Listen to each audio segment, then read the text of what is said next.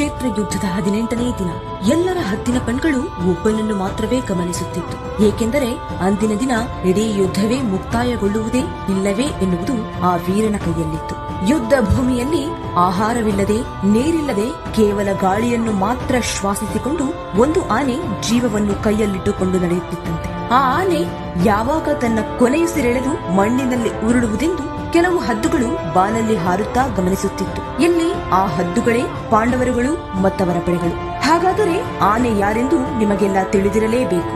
ಇಡೀ ಮಹಾಭಾರತ ಕಥೆಯ ಕೊನೆಯ ಪುಟದಲ್ಲಿ ಮುಕ್ತಾಯಕ್ಕೆ ಪೂರ್ಣ ವಿರಾಮವಾಗಿ ನಿಂತಿರುವುದೇ ಆ ಆನೆ. ಹೆಣದ ರಾಶಿ ಹರಿಯುತ್ತಿರುವ ಮಹಾಭಾರತ ಯುದ್ಧದಲ್ಲಿ ತನ್ನ ಮಗ, ತನ್ನ ಸಹೋದರರು, ತನ್ನ ಗುರು, ತನ್ನ ತಾತ, ತನ್ನ ಗೆಳೆಯ ಹೀಗೆ ಎಲ್ಲಾ ಬಲವನ್ನು ಕಳೆದುಕೊಂಡ ನಂತರವೂ, ತನ್ನ ಎಲ್ಲಾ ಶಕ್ತಿಗಳು ಮೀರಿದ ನಂತರವೂ ತನ್ನ ಜೀವವನ್ನು ಮಾತ್ರ ಇಟ್ಟುಕೊಂಡು ಮದವೇರಿದ ಆನೆಯ ಹಾಗೆ ಯುದ್ಧ ಭೂಮಿಯಲ್ಲಿ ಒಂಟಿಯಾಗಿ ಜಿಗಿದವನು ಆ ವೀರನು. ಅವನೇ ದುರ್ಯೋಧನ. ಇವನು ಯಾವಾಗ ಸಾಯುವನೆಂದು 18ನೇ ದಿನದ ಯುದ್ಧದಲ್ಲಿ ಪಾಂಡವರುಗಳು ಮತ್ತು ಕೃಷ್ಣನು ದುರ್ಯೋಧನನನ್ನು ತೀವ್ರವಾಗಿ ಗಮನಿಸಿಕೊಂಡಿದ್ದರು. ಏಕೆಂದರೆ ಉರಿಯುವ ಬೆಂಕಿಯಲ್ಲಿರುವ ಕೊನೆಯ ಉರಿ ಇವನೇ. ಆ ಉರಿಯು ಆರಿ ಹೋದರೆ ಯುದ್ಧ ಮುಗಿಯುವುದು, ಪಾಂಡವರಿಗೂ ಹಸ್ತಿನಾಪುರ ಸ್ವಂತವಾಗುವುದು. ಆದರೆ ಆ 18ನೇ ದಿನದ ಯುದ್ಧದಲ್ಲಿ ದುರ್ಯೋಧನನನ್ನು ಯಾರಿಂದಲೂ ಅಲುಗಾಡಿಸಲು ಸಾಧ್ಯವಾಗಲಿಲ್ಲ. ಕೊನೆಯಲ್ಲಿ ಒಂದು ತಂತ್ರದ ಮೂಲಕ ಮಾತ್ರವೇ ದುರ್ಯೋಧನನ ಬಲಹೀನತೆಯಲ್ಲಿ ಹೊಡೆಯುವರು. ನಂತರವೇ ಅವನ ಪ್ರಾಣ ಪಕ್ಷಿ ಹಾರಿ ಹೋಗುವುದು. ಇದರಲ್ಲಿ ಇನ್ನೊಂದು ಆಶ್ಚರ್ಯವೇನೆಂದರೆ ಮಹಾಭಾರತದ ಖಳನಾಯಕ ಎಂದು ಹೇಳಲ್ಪಡುವ ದುರ್ಯೋಧನನೇ ಮೊದಲಿಗೆ ಸ್ವರ್ಗ ಸೇರುತ್ತಾನೆ ಮತ್ತು ಮಹಾಭಾರತದಲ್ಲಿ ಒಳ್ಳೆಯವರನ್ನಾಗಿ ತೋರಿಸಲ್ಪಡುವ ಪಾಂಡವರು ನರಕ ಸೇರುವರು. ಈಗ ಎಲ್ಲರಿಗೂ ತಕ್ಷಣ ಒಂದು ಪ್ರಶ್ನೆ ತಲೆಗೆ ಹೋಗುತ್ತದೆ. ಹಾಗಿದ್ದರೆ ದುರ್ಯೋಧನ ಒಳ್ಳೆಯವನೇ, ಪಾಂಡವರುಗಳು ಕೆಟ್ಟವರೇ ಎಂದು. ನಾನಿಲ್ಲಿ ಕೆಲವೊಂದು ವಿಷಯಗಳನ್ನು ತಿಳಿಸುವೆ. ವಿಡಿಯೋವನ್ನು ಸ್ಕಿಪ್ ಮಾಡದೆ ಕಡೆಯವರೆಗೂ ನೋಡಿ. ನಂತರ ನಿಮ್ಮ ಪ್ರಶ್ನೆಗಳಿಗೆ ನೀವೇ ಉತ್ತರವನ್ನು ತಂದುಕೊಳ್ಳಬಹುದು. ಮನುಷ್ಯರು ಎಲ್ಲರೂ ಕೇವಲ ಒಳ್ಳೆಯವರು ಮಾತ್ರವಲ್ಲ ಅಥವಾ ಕೆಟ್ಟವರು ಮಾತ್ರವಲ್ಲ. ಮನುಷ್ಯನ ಮನದಲ್ಲಿ ದೇವನೂ ಅಡಗಿರುವನು, ರಾಕ್ಷಸನೂ ಅವಿತಿರುವನು. ದುರ್ಯೋಧನನ ಎರಡೂ ಮುಖಗಳನ್ನು ಇಲ್ಲಿ ನೋಡೋಣ ಬನ್ನಿ. ದುರ್ಯೋಧನನ ಇಡೀ ಜೀವನವು ಒಂದು ದೀಪದ ಹಾಗೆ. ಅದು ಆ ಎಣ್ಣೆಯಿಂದ ಉರಿಯುತ್ತಿದೆಯೋ ಇಲ್ಲ ಬತ್ತಿಯಿಂದ ಉರಿಯುತ್ತಿದೆಯೋ ಎಂದರೆ ಉತ್ತರ ಅದನ್ನು ಹಚ್ಚಿದವನಿಂದ. ಹೌದು, ದುರ್ಯೋಧನನೆಂಬ ದೀಪಕ್ಕೆ ಗಡ್ಡಿಯಾಗಿ ಬೆಂಕಿ ಹಚ್ಚಿದ್ದು ಶಕುನಿ. ಕಥೆಯ ಮೂಲದಿಂದ ನೋಡಿದರೆ ದುರ್ಯೋಧನ ಒಳ್ಳೆಯವನಲ್ಲ. ಆದರೆ ಯಾರಿಗೆ ಒಳ್ಳೆಯವನಲ್ಲ? ಪಾಂಡವರಿಗೆ ಮಾತ್ರ. ಉಳಿದವರೆಲ್ಲರಲ್ಲಿಯೂ ಪ್ರೀತಿಯನ್ನು ಸಲ್ಲಿಸಿದ ದುರ್ಯೋಧನ ಪಾಂಡವರಲ್ಲಿ ಮಾತ್ರ ಏಕೆ ಬಹಳ ಕೆಟ್ಟದಾಗಿ ನಡೆದುಕೊಂಡ? ಇಲ್ಲಿ ಕುರುವಂಶಕ್ಕೆ 3 ಯುವರಾಜರು: ಧೃತರಾಷ್ಟ್ರ, ಪಾಂಡುರಾಜ ಮತ್ತು ವಿಧುರ. ವಿಧುರನು ಸಿಂಹಾಸನಕ್ಕೇರುವುದಿಲ್ಲವೆಂಬ ತೀರ್ಮಾನ ಎಂದಿಗೋ ಆಗಿತ್ತು ಮತ್ತು ಧೃತರಾಷ್ಟ್ರನು ಹುಟ್ಟು ಕುರುಡ. ಪಾಂಡುರಾಜು ಧೃತರಾಷ್ಟ್ರನ ತಮ್ಮ.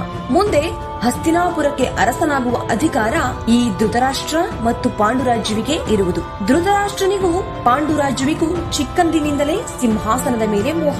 ಈ ಮೋಹ ಪೈಪೋಟಿಯಾಗಿತ್ತು. ಈ ಪೈಪೋಟಿಯು ದ್ವೇಷವಾಗಿ ಮಾರ್ಪಡುತ್ತದೆ. ಆ ದ್ವೇಷ ವಂಶ ಪಾರಂಪರ್ಯವಾಗಿ ಪಾಂಡುರಾಜುವಿನ ಮಕ್ಕಳು ಪಾಂಡವರಿಗೂ, ಧೃತರಾಷ್ಟ್ರನ ಮಕ್ಕಳು ಕೌರವರಿಗೂ ಮುಂದುವರೆಯುತ್ತದೆ. ಇಲ್ಲಿ ದುರ್ಯೋಧನನ ಮಾವ ಅಂದರೆ ಗಾಂಧಾರಿಯ ಅಣ್ಣ ಶಕುನಿ ಕುರುವಂಶದ ಪಿತಾಮಹ ಭೀಷ್ಮರ ಮೇಲೆ ಸೇಡು ತೀರಿಸಿಕೊಳ್ಳಲು ದುರ್ಯೋಧನನನ್ನು ಪಗಡೆಯಾಗಿ ಬೆಳೆಸಿಕೊಳ್ಳುವನು. ಶಕುನಿಯು ಚಿಕ್ಕಂದಿನಿಂದಲೇ ಪಾಂಡವರ ಮೇಲೆ ತಪ್ಪಾದ ಅಭಿಪ್ರಾಯವನ್ನು ದುರ್ಯೋಧನನ ಮನಸ್ಸಿನಲ್ಲಿ ಬಿತ್ತುತ್ತಿದ್ದನು.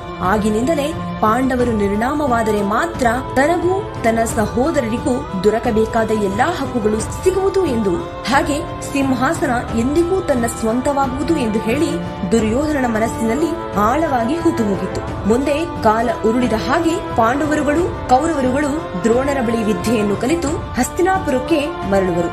ಆ ಸಮಯದಲ್ಲಿಯೇ 100 ಕೌರವರಿಗೂ ಪಾಂಡವರಿಗೂ ಹಸ್ತಿನಾಪುರದಲ್ಲಿ ಬಲ ಪರೀಕ್ಷೆಯ ಪೈಪೋಟಿ ನಡೆಸಲ್ಪಟ್ಟಿತ್ತು. ಆ ಪೈಪೋಟಿಯಲ್ಲಿ ಈಟಿ, ಗದಾಯುದ್ಧ, ದೇಹ ಸಾಮರ್ಥ್ಯ ಹೀಗೆ ಎಲ್ಲದರಲ್ಲಿಯೂ ಸರಿಸಮಾನರಾಗಿದ್ದ ಕೌರವರು ಅರ್ಜುನನ ಬಿಲ್ವಿದ್ಯೆಗೆ ಈಡುಕೊಡಲಾಗಲಿಲ್ಲ. ಆಗಲೇ ಮಹಾವೀರ ಕರ್ಣ ಕಳಕ್ಕಿಳಿಯುವನು. ಆ ಸಮಯದಲ್ಲಿ ಕರ್ಣನ ಜಾತಿಯನ್ನು ಆಧಾರವಾಗಿಟ್ಟುಕೊಂಡು ಸೂತಪುತ್ರನು ಪೈಪೋಟಿಗಿಳಿಯುವಂತಿಲ್ಲವೆಂದು ಅವಮಾನಿಸುವರು ಕೃಪಾಚಾರ್ಯರು. ಕರ್ಣನ ಅವಮಾನವನ್ನು ತಾಳಲಾಗದ ದುರ್ಯೋಧನ ಆ ಕೂಡಲೇ ಇನ್ನು ಅಂಗದೇಶಕ್ಕೆ ಕರ್ಣನೇ ರಾಜ ಎಂದು ಎಲ್ಲರ ಮುಂದೆ ಘೋಷಣೆ ಮಾಡುವರು. ಒಬ್ಬ ವ್ಯಕ್ತಿಯ ಜನನವನ್ನು ನೋಡದೆ ಅವನ ಸಾಮರ್ಥ್ಯವನ್ನು, ಗುಣವನ್ನು ಮಾತ್ರ ನೋಡಿ ಸ್ನೇಹವನ್ನು ಬೆಳೆಸಿದವನೇ ದುರ್ಯೋಧನ.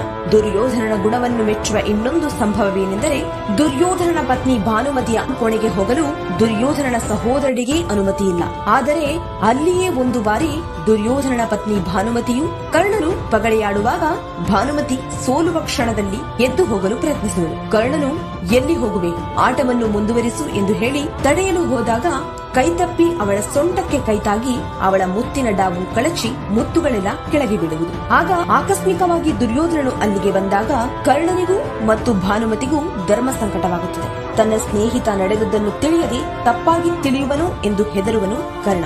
ಆಗ ದುರ್ಯೋಧನನು ಸಾಧಾರಣವಾಗಿಯೇ ಈ ಮುತ್ತುಗಳನ್ನು ಹೆಕ್ಕುವುದೇ ಇಲ್ಲ ಪೋಣಿಸುವುದೇ ಎನ್ನುವನು. ಅಂದರೆ ತನ್ನ ಸ್ನೇಹದ ಮೇಲೆಯೂ ಸ್ನೇಹಿತನ ಮೇಲೆಯೂ ಅದೆಷ್ಟು ನಂಬಿಕೆ ಇದ್ದರೆ ಹೀಗೆ ಸಾಮಾನ್ಯವಾಗಿರಲು ಸಾಧ್ಯ. ಇನ್ನು ಕರ್ಣ ಅರಸನಾಗಿ ಚಿನ್ನ, ಬೆಳ್ಳಿ, ವಜ್ರ, ವೈಡೂರ್ಯವೆಂದು ದಾನ ಮಾಡುವಾಗಲೂ ಏಕೆ ನನ್ನ ಸಂಪತ್ತನ್ನು ಹೀಗೆ ದಾನ ಮಾಡಿ ವ್ಯರ್ಥ ಮಾಡುತ್ತಿರುವೆ ಎಂದು ಕೇಳಿದವನಲ್ಲ ದುರ್ಯೋಧನ. ಏಕೆಂದರೆ ಅವನಿಗೆ ಆ ಸಂಪತ್ತಿಗಿಂತಲೂ ದೊಡ್ಡದಾಗಿದ್ದು ಕರ್ಣನ ಸ್ನೇಹ ಮಾತ್ರವೇ. ದುರ್ಯೋಧನನು ಏನೇ ಒಳ್ಳೆಯವನಾಗಿದ್ದರೂ ಶಕುನಿಯೊಂದಿಗೆ ಸೇರಿ ಪಾಂಡವರಿಗೆ ಮಾತ್ರ ತನ್ನ ಕರಾಳ ಮುಖವನ್ನು ತೋರಿಸಿರುತ್ತಾನೆ. ಮುಂದೆ ಹಸ್ತಿನಾಪುರದಿಂದ ಹೊರಗಿದ್ದ ಪಾಂಡವರು ಇಂದ್ರಪ್ರಸ್ಥವೆಂಬ ಅರಮನೆಯನ್ನು ಸ್ಥಾಪಿಸಿ ಅದರಲ್ಲಿದ್ದರು. ಅಲ್ಲಿ ಒಂದು ದಿನ ರಾಜಸೂಯ ಯಾಗವನ್ನು ನಡೆಸುವರು. ಆ ಯಾಗಕ್ಕೆ ದುರ್ಯೋಧನನಿಗೂ ಆಮಂತ್ರಣವನ್ನು ನೀಡಿರುತ್ತಾರೆ. ಸರಿ, ಅದೆಂತಹ ವಿಶೇಷತೆ ಇದೆ ಎಂದು ನೋಡೋಣ ಆ ಅರಮನೆಯಲ್ಲಿ ಎಂದು ದುರ್ಯೋಧನನು ಇಂದ್ರಪ್ರಸ್ಥಕ್ಕೆ ಹೋಗುವನು. ಆಗ ಅಲ್ಲಿ ಆ ಅದ್ಭುತವಾದ ಅರಮನೆಯನ್ನು ನೋಡಿ ತನ್ನನ್ನು ಮೈಮರೆತು ನಡೆಯುವಾಗ ಗಾಜಿನ ನೆಲವೆಂದು ಭಾವಿಸಿ ಕಾಲಿಟ್ಟು ನೀರಿನೊಳಗೆ ಬೀಳುವನು. ಅದನ್ನು ನೋಡಿದ ದ್ರೌಪದಿ ಕೈತಟ್ಟಿ ನಗುವಳು. ಅದಲ್ಲದೆ ತಂದೆ ಮಾತ್ರ ಕುರುಡನೆಂದು ಭಾವಿಸಿದೆ, ಮಗನೂ ಕುರುಡನೇ ಎಂದು ಹೇಳಲು ದುರ್ಯೋಧನನಿಗೆ ಬಹಳ ಅವಮಾನವಾಗುತ್ತದೆ. ಅಂದಿನಿಂದಲೇ ಪಾಂಚಾಲಿಯ ಹಾಸ್ಯಾಸ್ಪದ ನಗುವು ಅವಮಾನವು ಮಹಾಭಾರತ ಯುದ್ಧಕ್ಕೆ ನಾಂದಿಯಾಯಿತು. ತನ್ನನ್ನು ಅಷ್ಟೂ ಜನರ ಮುಂದೆ ಅವಮಾನ ಮಾಡಿದ ಪಾಂಡವರನ್ನು ನಾಶ ಮಾಡಲು ಶಪಥವನ್ನಿಡುವನು ದುರ್ಯೋಧನ. ಮುಂದೆ ಪಗಡೆ ಗೆರುಡುವುದು, ಪಾಂಚಾಲಿಗೆ ವಸ್ತ್ರಾಪಹರಣವಾಗುವುದು, ಪಾಂಡವರು ವನವಾಸಕ್ಕೆ ಹೋಗುವರು ಮತ್ತು ಮರಳಿ ಬಂದು ಪಾಂಡವರು ರಾಜ್ಯವನ್ನು ಕೇಳುವರು. ದುರ್ಯೋಧನ ಕೊಡಲು ನಿರಾಕರಿಸುವನು. ಆಗ ಸಮಾಧಾನಕ್ಕಾಗಿ ಕಥೆಯಲ್ಲಿ ಕೃಷ್ಣನ ಆಗಮನ. ದುರ್ಯೋಧನನ ಬಳಿ ಕೃಷ್ಣ ಪ್ರೀತಿಯ ದುರ್ಯೋಧನ, ಪಾಂಡವರಿಗೆ ಅವರ ರಾಜ್ಯವನ್ನು ಮರಳಿ ಕೊಟ್ಟು ಬಿಡು, ಯುದ್ಧ ಬೇಡ, ಎಲ್ಲರೂ ಸಮಾಧಾನದಿಂದಿರೋಣ ಎನ್ನುವರು. ಅದಕ್ಕೆ ದುರ್ಯೋಧನ, ಆಹಾ, ಯಾರ ಸ್ವತ್ತು ಯಾರಿಗೆ, ಅವರಿಗೆ ಹಕ್ಕು ಯಾರು ಕೊಟ್ಟದ್ದು? ಕುಂತಿದೇವಿ ದೇವತೆಗಳಿಂದಲೇ ಪಾಂಡವರನ್ನು ಹೆತ್ತಳೆ ಹೊರತು ನನ್ನ ಚಿಕ್ಕಪ್ಪ ಪಾಂಡುವಿನೊಂದಿಗಲ್ಲ. ಆ ಉತ್ತರವನ್ನು ನಿರೀಕ್ಷಿಸದ ಇಡೀ ಸಭೆ ನಿಶ್ಶಬ್ದವಾಯಿತು. ಆಗ ಕೃಷ್ಣ, ಆಗಲಿ ದುರ್ಯೋಧನ, ಅವರುಗಳು ಜೀವನ ಸಾಗಿಸಬೇಕಲ್ಲವೇ, ಅವರು ಆಳಲು 5 ಊರುಗಳನ್ನಾದರೂ ಕೊಡು ಎನ್ನುವರು. ಅದಕ್ಕೆ ದುರ್ಯೋಧನ, ಮಾಧವ, ಈಗಲೂ ಹೇಳುವೆ, ಇಲ್ಲಿ ಪ್ರಶ್ನೆ ರಾಜ್ಯವನ್ನು ಕೊಡುವುದಲ್ಲ, ಹಕ್ಕುಗಳುಳ್ಳವರಿಗೆ ಕೊಡುವುದು. 5 ಗ್ರಾಮಗಳಲ್ಲ, 5 ಅಡಿ ನೆಲವನ್ನೂ ಕೊಡಲಾಗದು ಎನ್ನುವರು. ಆಗ ಕೃಷ್ಣ, ಯುದ್ಧದಲ್ಲಿ ಸಂಧಿಸುವ ದುರ್ಯೋಧನ ಎಂದು ಹೊರಡುವರು. ನಂತರ ದುರ್ಯೋಧನನಿಗೆ ಭೀಷ್ಮ ಹೇಳುವರು, ಮಗನೇ ದುರ್ಯೋಧನ, ನಾನು ಹಲವಾರು ತಲೆಮಾರುಗಳಿಂದ ನೋಡುತ್ತಾ ಬಂದಿರುವೆನು. ಎಲ್ಲಾ ಕಾಲದಲ್ಲಿಯೂ ಈ ಯುದ್ಧ ತತ್ವಗಳನ್ನು ಕಲಿತುಕೊಂಡೇ ಇದ್ದೇನೆ. ನನಗೆ ಆಶ್ಚರ್ಯವಾಗುತ್ತದೆ, ಈ ಯುದ್ಧಕ್ಕೆ ಮಾತ್ರ ಏಕೆ ಇಷ್ಟು ವಿಧಿ ಎಂದು. ನನ್ನ ಅನುಭವವೇ ಈ ಆಶ್ಚರ್ಯವಾದ ಪ್ರಶ್ನೆಗೆ ಉತ್ತರ ಕೊಟ್ಟಿತು. ಯುದ್ಧ ಎಂದರೆ ಯುದ್ಧ ಧರ್ಮವನ್ನು ಸರಿಯಾಗಿ ಪಾಲಿಸಬೇಕು. ಇಷ್ಟು ವರ್ಷದ ನನ್ನ ಅನುಭವದಲ್ಲಿ ಯುದ್ಧ ಧರ್ಮವನ್ನು ಪಾಲಿಸಿ ಗೆದ್ದವರನ್ನು ನಾನು ನೋಡಿಯೇ ಇಲ್ಲ. ಒಂದು ಗೆಲ್ಲಬೇಕು, ಇನ್ನೊಂದು ಹೇಗಾದರೂ ಗೆಲ್ಲಲೇಬೇಕು.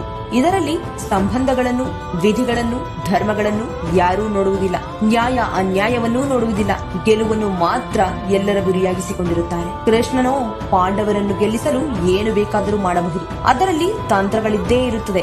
ನ್ಯಾಯವಾಗಿ ಪಾಂಡವರಿಗೆ ಸಲ್ಲಬೇಕಾದದ್ದನ್ನು ಕೊಡು ಎಂದು ಹೇಳಲು ನನ್ನ ಬಳಿ ಕರ್ಣ ಇರುವನು ಪಿತಾಮಹ, ಇವನು ಸಾಕು ಯುದ್ಧದಲ್ಲಿ ನಾ ಗೆಲ್ಲಲು ಎನ್ನುವನು. ದುರ್ಯೋಧನ ಇಡೀ ಯುದ್ಧವನ್ನು ಕರ್ಣನೊಬ್ಬನನ್ನು ನಂಬಿ ಆರಂಭಿಸುವನು. ಮುಂದೆ ಕರ್ಣ ಸೂತಪುತ್ರನೆಂದು ಅವನನ್ನು ಯುದ್ಧದಲ್ಲಿ ಭಾಗಿಯಾಗಲು ದ್ರೋಣರು, ಭೀಷ್ಮರು ನಿರಾಕರಿಸುವರು. ಕರ್ಣ ಯುದ್ಧಕ್ಕೆ ಇಳಿಯುವುದಿಲ್ಲ.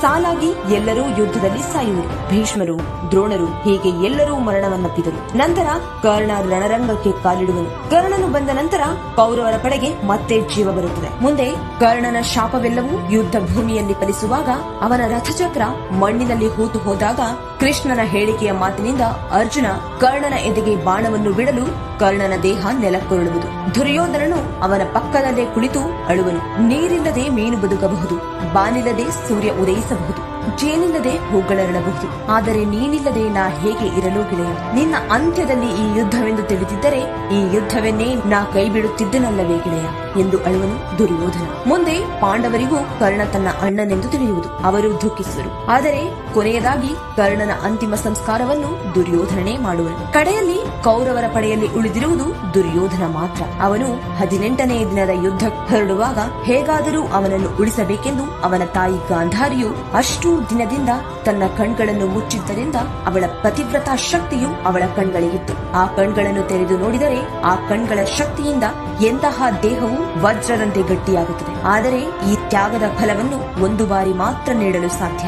ಅದಕ್ಕಾಗಿ ದುರ್ಯೋಧನನನ್ನು ಬೆತ್ತಲೆಯಾಗಿ ಭೇಟಿಯಾಗಲು ಹೇಳುವಳು. ಆ ಕಾರಣಕ್ಕಾಗಿ ದುರ್ಯೋಧನ ತನ್ನ ತಾಯಿಯನ್ನು ನೋಡಲು ಹೋಗುವಾಗ ಕೃಷ್ಣ ಅದನ್ನು ತಿಳಿದುಕೊಂಡು ಬೆತ್ತಲೆಯಾಗಿ ಹೆತ್ತ ತಾಯಿಯನ್ನು ನೋಡುವುದೇ ದುರ್ಯೋಧನ ಎನ್ನುವರು. ಆಗ ದುರ್ಯೋಧನನು ತನ್ನ ಸೊಂಟದಿಂದ ಕೆಳಗೆ ತೊಡೆಯವರೆಗೂ ವಸ್ತ್ರದಿಂದ ಮುಚ್ಚಿಕೊಂಡು ತಾಯಿಯನ್ನು ಭೇಟಿಯಾಗುವನು. ಆಗ ಗಾಂಧಾರಿಯು ಅವನನ್ನು ಕಣ್ತೆರೆದು ನೋಡಲು ಅವನ ದೇಹವು ಶಕ್ತಿಯುತವಾಯಿತು.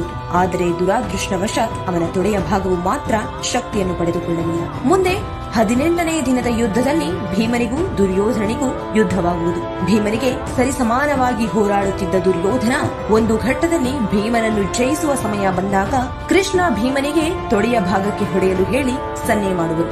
ಭೀಮನು ದುರ್ಯೋಧನನ ತೊಡೆಗೆ ತನ್ನ ಗದೆಯ ಮೂಲಕ ಹೊಡೆಯುವನು. ದುರ್ಯೋಧನ ಆ ಕ್ಷಣವೇ ನೆಲಕ್ಕುರುಳುವನು.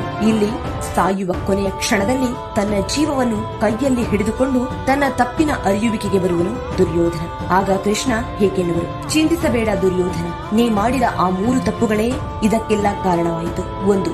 ನಿನ್ನ ಮಾವ ಶಕುನಿಯ ನಂಜಿನ ಮಾತಿಗೆ ಬಲಿಯಾದದ್ದು. 2. ಹೆಣ್ಣೆಂದು ನೋಡದೆ ತುಂಬಿದ ಸಭೆಯಲ್ಲಿ ಪಾಂಚಾಲಿಗೆ ವಸ್ತ್ರಾಪಹರಣ ಮಾಡಿತ್ತು. 3.